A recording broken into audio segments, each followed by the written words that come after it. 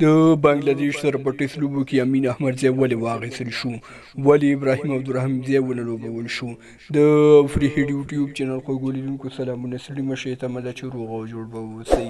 خوږو لیدونکو که تر اوسه مو زموږ یوټیوب چینل نه وي سبسکرایب کړی، هیله ده زموږ یوټیوب چینل سبسکرایب کړئ، د زنګولي نښانو شرنګه به یوال انتخاب کړئ، تر څو زموږ هر نوی ویډیو تر نورو وړاندې تاسې ته ضرور رسیږي. تېره اونۍ د افغانستان او کوربه بنګلاديش لوبډلو ترمنځ یوازینۍ ټیسټ نړیواله سیالي ترسره شوه چې بنګلاديش لوبډلې په غټ توپیر سره وګټله او په 546 منډو یې افغانستان مات کړ. په دې لوبه کې یمین احمدزی د ابراهیم عبدالرحیمزي په ځای ولوبېده چې د افغان مینوالو پراخه غبرګونونه یې راوپارول. په کرکټ بورډ ټاکنکي ډلګۍ او روزونکي توندې نیوکې وکړې چې د ټاکنکي ډلګۍ مشر اسدالله خان نن په رسنیو سره په خبرو کې وویل ابراهیم عبدالرحیمزی د ټیسټ لوبو وړ نه و ځکه ونه لوبېده.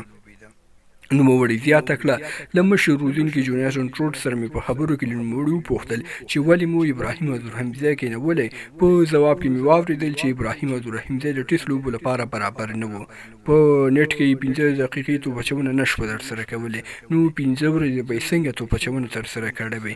ښه مو وبلله چې یمین احمدزی ولوبوو. پوښتنه دا ده که چیرته په رښتیا هم ابراهیم عبدالرحیمزی د ټیسټ لوبو وړ نه و نو ولې په لوبډله کې اخیستل کېده او ولې د وفادار محمد او کوم بل چټک توپ اچوونکي حق پرې خوړل کېده.